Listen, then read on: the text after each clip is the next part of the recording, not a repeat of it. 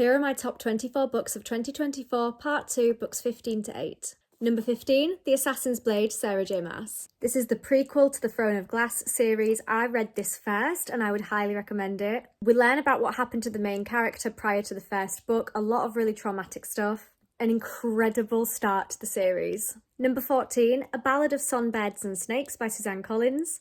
A prequel to the Hunger Games. We're following President Snow before he became president, obviously. This is intense. I was hooked. Number 13, A Court of Frost and Starlight by Sarah J. Maas. A novella that is sandwiched in the middle of the ACOTAR series. I actually really enjoyed this. It's fluffy, not that much happens. Cute, cozy read to curl up with.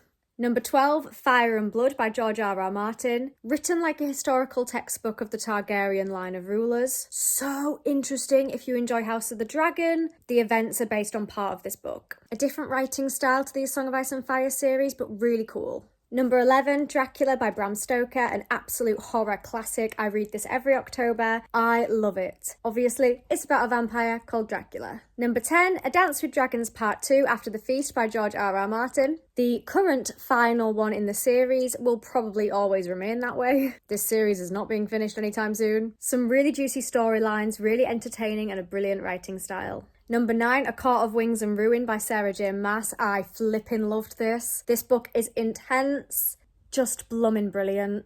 And number 8, The Shining by Stephen King. This was incredible. A really interesting writing style that I've never read like before. Another horror classic. The ending of this was pure perfection. Tune in next time for part 3.